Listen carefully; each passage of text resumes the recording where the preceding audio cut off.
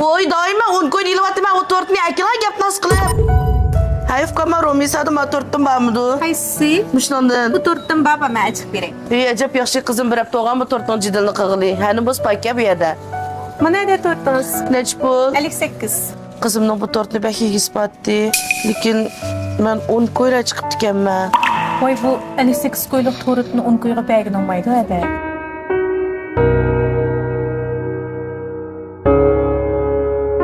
Hay to'xtab turing ada. To'xtang.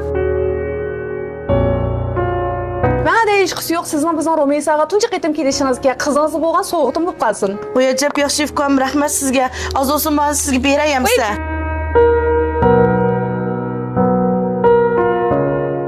Voy ustam bu qarab turib 58 ko'yliq tortni 10 ko'yga berib o'ltadingiz-ku. Bunda qilsa qanday bo'ldi, do'konning qoidasi yo'qmi?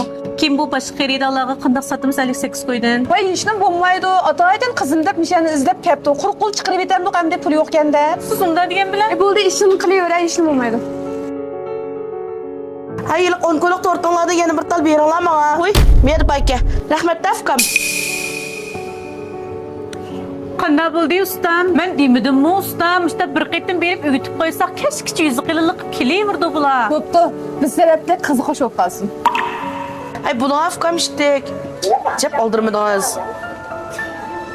Ay 10 kunluk tortunlardan beringlar menga. 10 ko'y emas, sizga berib atgan torut 58 ko'y. Unda 10 ko'ydan beribagini bo'lmaydi, bizga ziyon qiladi. Qo'y, doimo 10 kun ilyapman, o tortni akalar gap nas qilib. Vaqtimdan may. Ishni tugamas, men to'latam. Ay oltra acha, men uni o'tdim bu.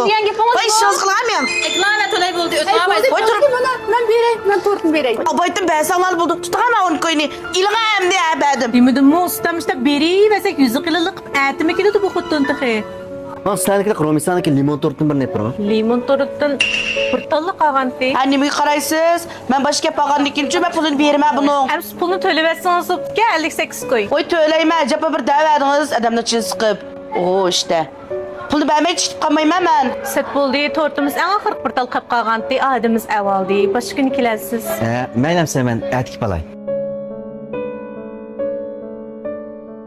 Hisobat qilibday, mana 10 koy. 10 ko'y, 58 ko'y bu torot. 58 koy, men izchil 10 koydan olib kelyapman bu tortni. Narka 58 koy ekan u.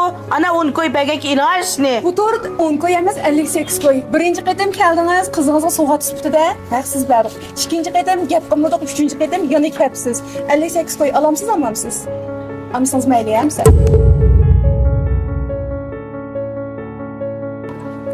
Men ufkam, men sizga qilgan sovuqdim. Ada bu, rahmat sizga.